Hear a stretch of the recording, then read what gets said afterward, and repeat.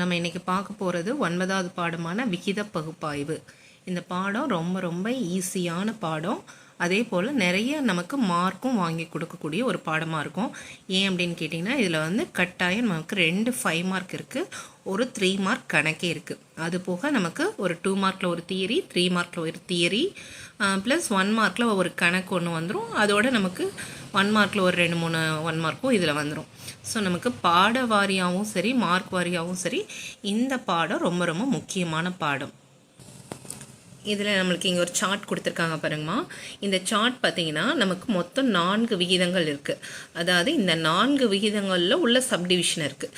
நேர்மைத்தன்மை விகிதங்கள் அப்படின்னா எது ரெண்டும் சேர்ந்தது நேர்மைத்தன்மை விகிதம், நடப்பு விகிதம் விரைவு விகிதம் சேர்ந்தது நேர்மைத்தன்மை விகிதம். அதே போல் நீண்ட கால கடன் தீர்க்கும் திறன் விகிதங்கள் அப்படின்னா இந்த 3மே கணக்கு போட்டால் தான் நம்மளால் ஈஸியாக கண்டுபிடிக்க முடியும். அதே போல் இங்கேயும் சுழற்சி விகிதங்கள் அப்படின்னா இங்கே ஒரு 4 விகிதங்கள் சேர்ந்தது தான் சுழற்சி விகிதம். லாபத்தன்மை விகிதங்கள் அப்படின்னா இந்த 5 விகிதங்களும் கண்டறிஞ்சால் தான் அது எல்லாமே சேர்ந்தது லாபத்தன்மை விகிதங்கள். ஸோ ஒவ்வொரு விகிதங்களுக்குள்ளேயும் சப்டிவிஷன் நமக்கு நிறைய இருக்குது. அப்போது நமக்கு கேட்பாங்க மொத்தம் நமக்கு எத்தனை விகிதங்கள் இருக்குது, ஒவ்வொரு விகிதத்துலையும் எத்தனை இருக்குது. இப்போ லாபத்தன்மை விகிதங்கள் மொத்தம் எத்தனை அப்படின்னு 1 மார்க்கில் கூட கேட்கலாம். நீர்மைத்தன்மை விகிதங்கள் யாவை அப்படின்னு சொல்லி கூட 1 மார்க்கில் நீங்கள் ஒன்று படிச்சிருப்பீங்க. நடப்பு விகிதம் விரைவு விகிதம் சேர்ந்தது நீர்மைத்தன்மை விகிதம். ஸோ இந்த மாதிரி 1 மார்க்கில் நம்மளுக்கு கேட்கலாம். இதை கணக்காக பார்க்கும்போது நான் ஒவ்வொன்றா விளக்கமாக சொல்கிறேன். இப்போது நம்ம இன்றைக்கி பார்க்க போகிறது நீர்மைத்தன்மை விகிதங்களான நடப்பு விகிதம் விரைவு விகிதம். இது மட்டும் எப்படி கண்டறிய போகிறோம் அப்படிங்கிறத கணக்காக பார்த்துடலாம். எடுத்துக்காட்டு 1 பாருங்கம்மா. பின்வரும் தகவலிருந்து நடப்பு விகிதத்தை கண்டறியும். இந்த சாப்டர் பார்த்தா நமக்கு கணக்குகள்லாம் ரொம்ப பெரிய அளவில் இருக்கிற மாதிரி இருக்கும். கூட்டல் கழித்தல் பெருக்கல் வகுத்தல்லாம் தெரிஞ்சால் தான் இந்த கணக்கெலாம் சாப்டர்லாம் நம்ம அட்டன் பண்ண முடியும் அப்படின்னு நீங்கள் நினச்சிட்ருப்பீங்க. ஆனால் அப்படி கிடையாது. உங்களுக்கு ஈஸியாக மார்க்கை வாங்கி கொடுக்கும். அது எப்படின்னு கொஞ்சம் நம்ம ஷார்ட்கட் மெத்தடில் பார்த்துடலாம். சரியா? இப்போ நடப்பு விகிதத்துக்கு ஃபார்முலா பாருங்கள். நடப்புன்னு ஃபார்முலாவில் வரணும். நடப்பு சொத்து மேலே இருக்கணும், நடப்பு பொறுப்பு கீழே இருக்கணும். நடப்பு விகிதம் சமம், கேள்வி என்னமா நடப்பு விகிதம், நடப்பு விகிதம் சமம் நடப்பு சொத்துக்கள் பை நடப்பு பொறுப்புகள். இப்போ கேள்வியில் நமக்கு கரெக்டாக தேவையான தகவல் தான் கொடுத்துருப்பாங்க. எக்ஸ்ட்ரா 1 or 2 தகவல் இருக்கலாம். ஆனால் நமக்கு இந்த சாப்டரை பொறுத்தளவுக்கு இருக்கக்கூடிய கணக்குகள் எல்லாத்துலேயுமே பார்த்தீங்கன்னா அந்த ஃபார்முலாக்கு என்ன தகவல் தேவையோ அந்த தகவல் தான் இங்கே இருக்கும். அதே மாதிரி இங்கே கொடுத்துருக்குற இந்த காலம் பார்த்தீங்களா, டேபிள் மாதிரி கொடுத்துருக்காங்க. பரீட்சையிலையும் உங்களுக்கு கணக்கு கேட்கும்போது மோஸ்ட்லி இப்படியே தான் வரும். இந்த ஆர்டர் மாற்றி இங்கே ஒரு 4 இங்கே ஒரு 4 மொத்தம் 8 அப்படி லைனாக 1 by 1 கேட்க மாட்டாங்க. உங்களுக்கு பரீட்சையிலையும் கொஸ்டின் பேப்பரில் எப்படி இருக்கும், இங்கே ஒரு 4 இங்கே ஒரு 4 இது டேபிளாக போட்டு தான் வரும். அப்போ கணக்கு பார்க்கும்போதே நம்ம இந்த ஆர்டர்லேயே பார்த்தோன்னா கணக்கில் மார்க் வாங்குறது நமக்கு ரொம்ப ஈஸியாக இருக்கும். இப்போ இந்த சொத்துக்கள் எது பொறுப்புகள் எதுன்னு தெரியணும் இல்லையா? குறுகிய கால முதலீடு பண்ணியிருக்கோன்னா சொத்து, சரக்கிருப்பு நம்மக்கிட்ட இருக்கக்கூடியது சொத்து, கணக்குகள் மூலம் பெற வேண்டியவை நமக்கு வர வேண்டியது எல்லாமே சொத்து, ரொக்கம் மற்றும் ரொக்கத்திற்கு சமமானவை எல்லாமே சொத்து. அடுத்தது இந்த பக்கம் கடனீந்தோர் வாங்கின கடனை நம்ம திருப்பி அவங்களுக்கு கொடுக்கணும். அதனால் கடன் கொடுத்துருக்காங்க. ஸோ கடனீந்தோர் பொறுப்பு, செலுத்திற்குரிய மாற்றுச்சீட்டு செலுத்த வேண்டியது பொறுப்பு, கொடுப்பட வேண்டியது பிறருக்கு கொடுக்கணும் அதனால் பொறுப்பு, முன்கூட்டி செலுத்தியது சொத்து, அட்வான்ஸாக நம்ம பே பண்ணிட்டோம், திரும்ப அவங்க நம்மளுக்கு தான் கொடுப்பாங்க. ஸோ இது நம்மை பொறுத்தளவுக்கு என்னது நமக்கு வர வேண்டியது. ஸோ முன்கூட்டி செலுத்தியது சொத்து. இதை எப்படி ஷார்ட்கட்டாக ஞாபகம் வச்சுக்கலாம், சே பக்கத்தில் துணை எழுத்து போட்டுக்கோங்க. சே இங்கே துணை எழுத்து போட்டால் என்னவாயிடும் ஸோ இது என்னது, இதுவும் சொத்து. இந்த பக்கத்தில் எல்லாமே சொத்து, இந்த பக்கத்தில் 3 மட்டும் பொறுப்பு, மீதி இங்கே ஒன்று இருக்குது அதுவும் சொத்து. அப்போ நடப்பு சொத்துக்கள்னா இந்த 4 + 1 இந்த 5 கூட்டினா நடப்பு சொத்து கிடைக்கும், இந்த 3 மட்டும் கூட்டினோம்னா நடப்பு பொறுப்பு கிடைக்கும். இதுதான் இங்கே கணக்காக போட்டிருக்காங்க. இப்போது நமக்கு இந்த கணக்கில் ஒரு சில மாற்றம் நான் அதை என்னென்னு சொல்கிறேன். நீங்கள் ஃபஸ்ட்டு என்ன பண்ணணும், ஃபார்முலா எழுதிக்கோங்க. நடப்பு விகிதம் சமம் நடப்பு சொத்துக்கள் பை நடப்பு பொறுப்பு, இது ஃபஸ்ட்டு ஃபார்முலா எழுதுகிறோம். அடுத்து இந்த ஃபார்முலாவுக்கு தேவையான தகவலை நம்ம கண்டுபிடிக்கிறோம். இப்போ ஃபஸ்ட்டு என்ன வேணும், நடப்பு சொத்துக்கள் வேணும். ஸோ இந்த நடப்பு சொத்துக்கள் இது ஃபஸ்ட்டு ஸ்டெப் எழுதுங்க. இந்த நடப்பு சொத்துக்கு எதெல்லாம் கூட்டினா நடப்பு சொத்து கிடைக்குமோ அந்த விவரமாக எழுதிட்டு வாங்க. அப்போ குறுகிய கால முதலீடு ப்ளஸ் சரக்கிருப்பு ப்ளஸ் கணக்குகள் மூலம் பெற வேண்டியவைகள் ப்ளஸ் ரொக்கம் மற்றும் ரொக்கத்திற்கு சமமானவைகள் ப்ளஸ் அடுத்தது முன்கூட்டி செலுத்திய செலவுகள். ஸோ இந்த 5 கூட்டணும். இந்த பக்கம் 4 + 1 5 கூட்டுறோம். இந்த 5ஐயும் கூட்டி வர தொகை எவ்வளோமா, 8 லட்சம். ஸோ இந்த 8 லட்சத்தை ஒரு பாக்ஸ் போட்டுருங்க. அடுத்தது ரெண்டாவது ஸ்டெப் என்ன, நடப்பு பொறுப்பு வேணும். ஸோ நடப்பு பொறுப்புன்னு எழுதுறீங்க. அதுக்கு என்னென்ன தகவல், வணிக கடனீந்தோர் ப்ளஸ் செலுத்திற்குரிய மாற்றுச்சீட்டு ப்ளஸ் கொடுப்பட வேண்டிய செலவுகள், இந்த 3ஐயும் எழுதுகிறோம். இந்த 3க்குரிய அமௌண்ட் எடுத்து கூட்டுறோம். ஸோ ஒன்றில் எவ்வளோ, 4 லட்சம். ஸோ ஃபஸ்ட்டு கண்டுபிடிச்ச நடப்பு சொத்து ஒரு பாக்ஸ் போட்டுருங்க, 8 லட்சம். நடப்பு பொறுப்பை இன்னொரு பாக்ஸ் போட்டுருங்க, இது ஒரு 4 லட்சம்.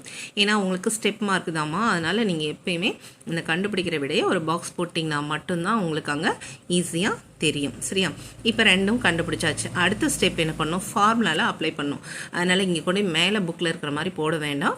இந்த ஸ்டெப்பை 3ஆவது ஸ்டெப்பாக இந்த இடத்துல எழுதிக்கோங்க. அப்போ நீங்கள் என்ன எழுதணும், நடப்பு விகிதம் சமம், மறுபடியும் ஃபார்முலா வேண்டாம். அப்போ நடப்பு சொத்து எவ்வளோ கண்டுபிடிச்சோம், 8 லட்சம். இந்த ஸ்டெப் அப்படி இங்கே வரணும், 8 லட்சம் பை 4 லட்சம். இப்போ என்ன பண்ணுங்கள், இந்த இங்கே மேலே வந்து இங்கே 5 ஜீரோ, இங்கே ஒரு 5 ஜீரோ. ஸோ இந்த 5 ஜீரோக்கு 5 ஜீரோ கேன்சல் ஆகிடுச்சு. இங்கே ஒரு நாள் 4, 2 நாள் 8. ஸோ மேலே இருக்கிற விடையை மேலே ஃபஸ்ட்டு போடுங்க, கீழே இருக்கிறத ரெண்டாவதாக போடுங்க. ஆன்சர் என்னமா, 2:1. இதுதான் நமக்கு நடப்பு விகிதம். ஸோ ஃபைனலாக இது ஒரு பாக்ஸ் போட்டுருங்க. அடுத்தது எடுத்துக்காட்டு 2. கீழே கொடுக்கப்பட்டுள்ள ஆனந்த் கட்டுமான நிறுவனத்தின் தகவல்களிலிருந்து விரைவு விகிதத்தை கணக்கிடவும் கேட்டிருக்காங்க. விரைவு விகிதம் அப்படின்னா நீர்மை விகிதம், அமிலச்சோதனை விகிதம்னு நம்ம சொல்லலாம். பேஜ் நம்பர் 297 பாருங்கம்மா, விரைவு விகிதத்துக்கு வெவ்வேறு பேர் இருக்குது. நீர்மை விகிதம்னாலும் அதுதான், அமிலச்சோதனை விகிதம்னாலும் அதுதான், விரைவு விகிதம்னாலும் அதுதான்.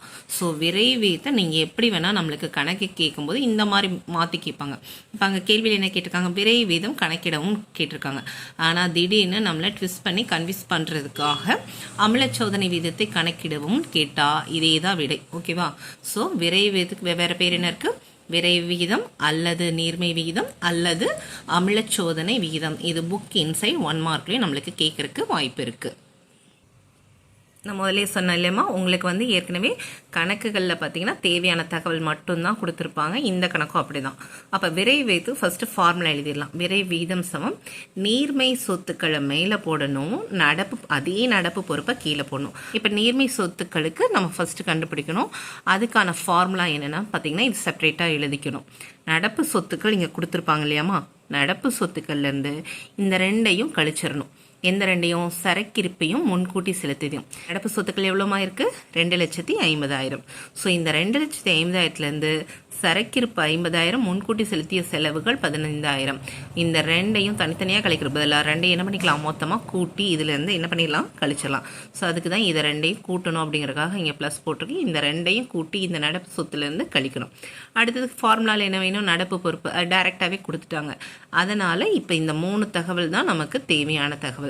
இப்போ ஃபார்முலா பாருங்கள், நடப்பு சொத்துக்கள் மைனஸ், இங்கே ஒரு ப்ராக்கெட் ஓப்பன் பண்ணிக்கோங்க, சரக்கிருப்பையும் முன்கூட்டி செலுத்தி இதை என்ன பண்ணணும், கூட்டி இதிலேருந்து கழிக்கணும். அப்போ இந்த இடத்துல இந்த ஸ்டெப் எக்ஸ்ட்ரா போடுங்க. 2,50,000 நடப்பு சொத்து, சரக்கிருப்பு 50,000, முன்கூட்டி செலுத்திய செலவுகள் 15,000. 50 + 15 எவ்வளோமா, 65,000. அப்போ 2,50,000ல் 65,000 கழிச்சிங்கன்னா மீதி 1,85,000.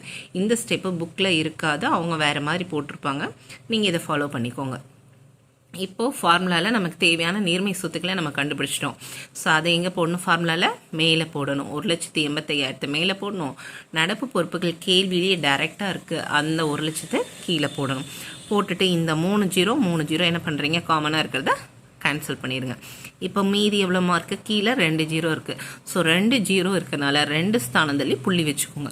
அப்போ 185ல் 2 ஸ்தானம் தள்ளி புள்ளி வச்சிங்கன்னா இது என்னவா மாறிடுமா, 1.85. ஓகேவா? வகுக்கெல்லாம் வேண்டாம். இதே கணக்கு இதே தொகையோடு தான் வரப்போகுது. அதனால் இந்த கணக்கு இதே மாடல்லே அப்படி பார்த்தீங்கன்னா உங்களுக்கு மெமரைஸ் ஆகிடும். வகுக்க தெரியாதவங்க கூட ஈஸியாக மார்க் வாங்கலாம். சரியா? இந்த ஸ்டெப் நம்ம எங்கே போடணும், ஃபஸ்ட்டு ஃபார்முலா எழுதுகிறோம். அதுக்கப்புறம் நீர்மை சொத்தை கண்டுபிடிச்சி இந்த 1,85,000 ஒரு பாக்ஸ் போடுங்க. அது கீழே 2வது ஸ்டெப்புன்னு போட்டு நடப்பு பொறுப்புகள் சமம்னு எழுதி 1,00,000 ஒரு தடவை எழுதி அதையும் ஒரு பாக்ஸ் போட்டுருங்க. போட்டதுக்கப்புறம் ஃபார்முலாவில் நீங்கள் அப்ளை பண்ணுறது 3rd ஸ்டெப்பாக யூஸ் பண்ணிக்கோங்க. அப்போ 1,85,1 எங்கே வரணும், கீழே வரணும். வந்து இந்த ஆன்சர் ஃபைனலாக நமக்கு வரணும். அடுத்தது எடுத்துக்காட்டு 3வது கணக்குமா, இதில் பார்த்தீங்கன்னா மகேஷ் நிறுவனத்தோட இருப்பு நிலை குறிப்பு கொடுத்துருக்காங்க. இங்கே இருக்கிறது எல்லாமே பொறுப்புகள். ஸோ பொறுப்புகளோட டோட்டல் எவ்வளோ இருக்குது? 3 லட்சம். அடுத்தது இங்கே பார்த்தீங்கன்னா இங்கே சொத்துக்கள் கொடுத்துருக்காங்க. சொத்துக்களோட டோட்டல் எவ்வளோ இருக்கும்? 3 லட்சம். ஏன்னா இருப்பு நிலை குறிப்புனா பொறுப்பும் சொத்தும் எப்படி இருக்கணும்? சரிசமமாக இருக்கணும். இப்போ கேள்வியில் நமக்கு என்ன கேட்டிருக்காங்க பாருங்கள். நடப்பு விகிதத்துக்கு ஃபஸ்ட்டு ஃபார்முலா எழுதிருங்க. நடப்பு விகிதத்தோட ஃபார்முலா என்னமா? நடப்பு சொத்துக்கள் பை நடப்பு பொறுப்புகள். இப்போது நமக்கு நடப்பு சொத்து வேணும். ஏன்னா இது எல்லாமே சொத்துக்கள் தானே. இப்போ சொத்துக்களில் நீண்ட கால சொத்து நிலை சொத்து ஒன்று இருக்குது, நடப்பு சொத்து ஒன்று இருக்குது. நமக்கு தேவை என்ன? நடப்பு சொத்து. அப்போ நடப்பு சொத்துங்கிறது இங்கே 2ஆம் நம்பரில் போட்டு ஹெட்டிங் மாதிரி கொடுத்துருக்காங்க. அதுக்குள்ளே 4 கொடுத்துருக்காங்க. ஸோ நடப்பு சொத்துனா இதுக்கு கீழே இருக்கிற இந்த 4 தகவலையும் கூட்டினா தான் என்ன சொத்து? நடப்பு சொத்து. அப்போ எந்த 4ஐயும் கூட்டிக்கணும்? 45 + 70 + 30 + 5. இந்த 4ஐயும் கூட்டினா நமக்கு 1,50,000. இதை ஒவ்வொன்றா எடுத்து எழுதி கூட்டினாலும் சரி, அல்லது இப்போ பாருங்கள் சொத்துக்களோட டோட்டல் எவ்வளோ? 3 லட்சம். இதில் நிலை சொத்து எவ்வளோ போயிடுச்சு? 1,50,000 போச்சு. அப்போ இந்த 4ஐயும் கூட்டினா எவ்வளோ தான் வரணும்னு நம்மளாம் வாய்க்கணக்கே போட்டுடலாம். 1,50,000 வாய்க்கணக்கே நம்ம போட்டுடலாம். ஆனால் நீங்கள் இதுக்கு ஸ்டெப் மார்க் இருக்குது. நம்ம அப்படியே போட்டு 1,50,000 போட்டிங்கன்னா உங்களுக்கு அங்கே பரீட்சையில் மார்க் வராது. அதனால் என்ன பண்ணணும் அப்படின்னா நடப்பு சொத்துக்களை ஃபஸ்ட்டு எழுதிடுங்க. எழுதிட்டு நீ இந்த 4 தகவலையும் அப்படியே லைனாக 1 by 1 எழுதிக்கிறோம். சரக்கிருப்பு கூட்டல், கணக்குகள் மூலம் பெற வேண்டியவை கூட்டல், ரொக்கம் மற்றும் ரொக்கத்திற்கு சமமானவை கூட்டல், முன்கூட்டி செலுத்தியது. மறுபடியும் இந்த 4 அமௌண்ட்டையும் எழுதணும். ஸோ 45 + 70 + 30 + 5. ஆனால் இதை மறுபடியும் எழுதி கூட்டாமல் நம்ம வாய்க்கணக்கை எப்படி போட்டலாம்? டோட்டல் 3 லட்சம். 3 லட்சத்தில் 1,50,000 லட்சம் நிலை சொத்து போயிடுச்சு. அப்போ மீதி 1,50,000 லட்சம் என்ன சொத்து? நடப்பு சொத்து. எழுதுறத லைனாக எழுதிட்டு இதை மறுபடியும் கூட்டாமல் வாய்க்கணக்காகவே நம்ம போட்டு முடிச்சிடலாம். ஓகேவா? அடுத்தது 2வது என்ன வேணும்? நடப்பு பொறுப்பு வேணும். இப்போ நடப்பு பொறுப்புக்கும் அதே மாதிரி தான் இங்கே லைனாக கொடுத்துருக்காங்க. பொறுப்புகள் சைடில் பங்குதாரர் நிதிக்கு நம்பர் 1, நீண்டகால பொறுப்புக்கு நம்பர் 2, அடுத்தது நடப்பு பொறுப்புக்கு நம்பர் 3. ஸோ நடப்பு பொறுப்பு 3ஆம் நம்பர் ஹெட்டிங் கீழே இருக்கிற இந்த 4 தகவலையும் கூட்டினாதான் என்ன பொறுப்பு? நடப்பு பொறுப்பு. அப்போது நம்ம இந்த நடப்பு பொறுப்புக்கு நம்ம என்ன பண்ணணும்? இந்த 4ஐயும் கூட்டி ஆன்சர் 50,000 கண்டுபிடிக்கணும். ஆனால் நம்ம சிம்பிளாக என்ன சொல்லியிருக்கேன்? டோட்டல் 3 லட்சம். மேலே தேவையில்லாத தகவல் எவ்வளோ போயிடுச்சு? 2,50,000 லட்சம். அப்போ 3 லட்சத்தில் 2,50,000 லட்சம் போச்சுன்னா இந்த 4ஐயும் கூட்டினா எவ்வளோ தான் கிடைக்கும்? 50,000 தான் கிடைக்கும். இந்த மாதிரி நம்ம ஈஸியாக வாய்க்கணக்காக நம்ம போட்டு கண்டுபிடிச்சிடணும். சரியா? கண்டுபிடிச்சிட்டு அடுத்தது நீங்கள் எழுதும்போது வேணால் என்ன பண்ணிக்கலாம்? நடப்பு பொறுப்புன்னு எழுதிட்டு லைனாக 1 by 1 எழுதிக்கிறோங்க. குறுகிய கால கடன் ப்ளஸ் கணக்குகள் மூலம் செலுத்த வேண்டியவை ப்ளஸ் நடப்பு பொறுப்புகள் ப்ளஸ் குறுகிய கால ஒதுக்குகள் அப்படின்னு சொல்லிட்டு லைனாக எழுதிட்டு அதுக்குரிய அமௌண்ட்டு 17, 25, 3, 5 இங்கே எழுதும்போதும் 17, 25, 3, 5 இது எல்லாத்தையும் கூட்டினா என்ன ஆன்சருமா வரும்? 50,000. இது எல்லாத்தையும் கூட்டினா என்ன ஆன்சர் வந்துச்சு? 1,50,000. ஸோ நடப்பு சொத்துக்கள் 1,50,000 ஒரு பாக்ஸ் போடுங்க. நடப்பு பொறுப்புகள் 50,000 ஒரு பாக்ஸ் போடுங்க. இந்த ஸ்டெப்பை இந்த இடத்துல எடுத்து எழுதுங்க. அப்போது நடப்பு விகிதம் சமம். நடப்பு சொத்தான 1,50,000 மேலே போடணும், நடப்பு பொறுப்பான 50,000 கீழே போடணும். போட்டதுக்கப்புறம் இந்த ஃபார்முலாவில் அப்ளை பண்ணதில் இங்கே 4 0 இருக்குது, இங்கேயும் 4 0 இருக்குது. ஸோ 4 0க்கு 4 0 கேன்சல் பண்ணிவிடு. இங்கே அடிச்சிங்கன்னா 4 5 5, இங்கே 3 5 15. அப்போ மேலே இருக்கிற நம்பரை ஃபஸ்ட்டு போடணும், கீழே இருக்கிற நம்பரை 2ஆவதாக போடணும். அப்போ ஆன்சர் என்னமா? 3:1 தான் நடப்பு விகிதம். இதை எங்கே வரணும்? இந்த 3ஆவது ஸ்டெப்பாக வரணும். அடுத்தது என்ன விகிதம் கண்டுபிடிக்க சொல்கிறாங்க? நீர்மை விகிதம். ஆனால் இங்கே என்ன எழுதியிருக்காங்கன்னு பாருங்கள், விரைவு விகிதம். நான் ஏற்கனவே சொன்னேன் நீர்மை விகிதத்துக்கு வேறு ஒரு 2 பேர் இருக்குது. என்ன? விரைவு விகிதம்னாலும் அதே தான், அமிலச்சோதனை விகிதம்னாலும் அதே தான், நீர்மை விகிதம்னாலும் அதே தான். ஸோ விரைவு விகிதம் சமம். ஃபார்முலா என்ன? நீர்மை சொத்துக்களை மேலே போடணும், நடப்பு பொறுப்புகளை கீழே போடணும். ஏற்கனவே நடப்பு பொறுப்பு 50,000 கண்டுபிடிச்சாச்சு, மறுபடியும் எடுத்து எழுதணுன்ற அவசியம் கிடையாது. அப்போ எதை மட்டும் கண்டுபிடிச்சா போதும்? நீர்மை சொத்துக்களை கண்டுபிடிச்சா போதும். நீர்மை சொத்துக்களுக்கு என்ன ஃபார்முலா சொன்னேன்? நடப்பு சொத்து ஏற்கனவே கண்டுபிடிச்சிருக்கோம், அதுலேருந்து அதுக்குள்ளே இருக்கிற 2ஐ கழிச்சிடணும். எது 2ஐயும் கழிச்சிடணும்? சரக்கிருப்பும் முன்கூட்டி செலுத்திய செலவுகள் இருந்தால் கழிக்கணும். 2 இருந்தால் 2ஐயும் கழிக்கணும், 1 இருந்தால் 1 கழிக்கணும். எதுவும் இல்லைன்னா அதே நடப்பு சொத்து தான் என்ன சொத்தாக மாறிடும்? நீர்மை சொத்தாக மாறிடும். இப்போ இந்த கேள்வியில் பாருங்கள் நமக்கு ரெண்டுமே இருக்குது, சரக்கிருப்பும் இருக்குது, முன்கூட்டி செலுத்தியது செலவுகளும் இருக்குது. ஸோ 1ஆம் நம்பராக இருக்குது, இது 4ஆம் number, first and last. So கணக்கு நான் சொன்னது தான், ஏற்கனவே புக்கில் எப்படி இருக்குதோ அப்படியே தான் கொஷின் பேப்பர்லேயும் பிரிண்ட் ஆகி வரும். ஃபார்முலாவை பார்க்கும்போதே நம்ம மனப்பாடம் பண்ண முடியலனா கூட ஞாபகம் வச்சுக்கலாம். சரக்கிருப்பு ஃபஸ்ட்டில் இருக்குது, முன்கூட்டி செலுத்திய செலவுகள் லாஸ்ட்டில் இருக்குது. இந்த ரெண்டையும் கழிக்கணுன்றதை நீங்கள் ஞாபகம் வச்சுட்டா கூட போதும், ஃபார்முலா மனப்பாடம் பண்ணணுன்ற அவசியம் கிடையாது. அப்போ நடப்பு சொத்து நம்ம எவ்வளோ கண்டுபிடிச்சிருந்தோமா, 1,50,000 முன்னாடி போடுங்க.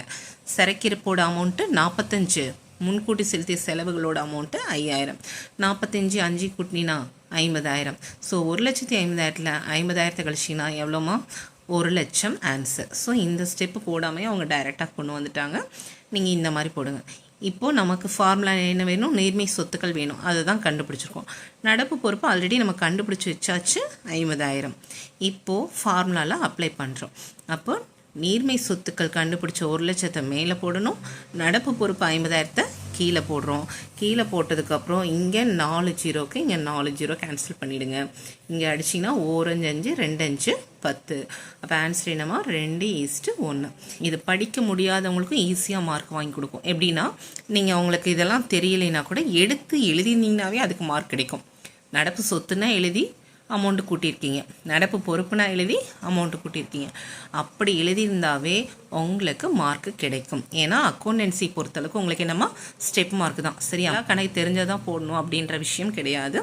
கணக்கில் எவ்வளோ தெரியுதோ அவ்வளோ அட்டென்ட் பண்ணுங்கள். ஓகேவா? இந்த வீடியோவும் நிச்சயமாக உங்களுக்கு பயனுள்ளதாக இருக்கும் அப்படின்னு நான் நம்புகிறேன். ஸோ நீங்கள் நல்ல சிறந்த மதிப்பெண்கள் எடுக்க என்னுடைய வாழ்த்துக்கள்.